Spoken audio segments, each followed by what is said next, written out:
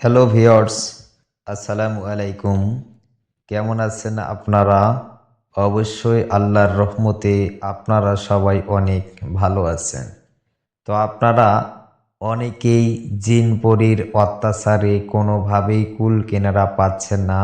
বিভিন্ন রকমের সমস্যা দেখা দিচ্ছে, বিভিন্ন রকমের রোগ শোক দেখা দিচ্ছে, কিন্তু অনেক কবিরাজ, অনেক তান্ত্রিক আপনার অনেক চিকিৎসাপাতি করছে, কিন্তু আপনারা কোনোভাবেই রেহাই পাচ্ছেন না। জিন পরী যতই শক্তিশালী হোক না কেন, আজকের এই বিদ্যাটি দেখে দেখে যদি আপনি এই কাজটি করতে পারেন, তাহলে জিন পরী তো দূরের কথা, জিন পরী আপনার আশেপাশেও আসতে পারবে না ইনশাল্লাহ। এটা আমি চ্যালেঞ্জ করে বললাম। এটা বহুবার পরীক্ষিত করা হয়েছে এবং এই নকশা দিয়ে আমি অনেক কাজ করছি, অনেক রোগীকে দিয়েছি।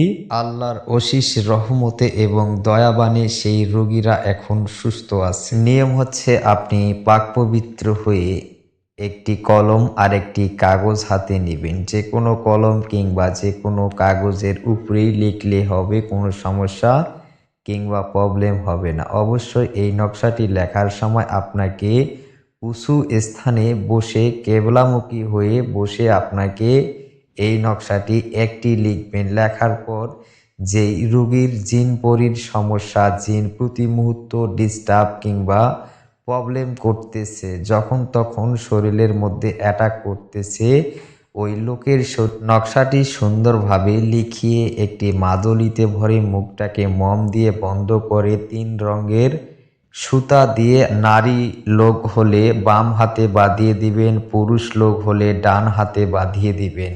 সম্পূর্ণভাবে এই কাজটি করার পর জিন পরী যতই শক্তিশালী হোক না কেন, আল্লাহর রহমতে আর কোনোভাবেই অ্যাটাক করতে পারবে না ইনশাআল্লাহ। এই কাজটি আপনারা একবার করে দেখুন। আশা করছি ভালো থাকবেন, সুস্থ থাকবেন। ধন্যবাদ।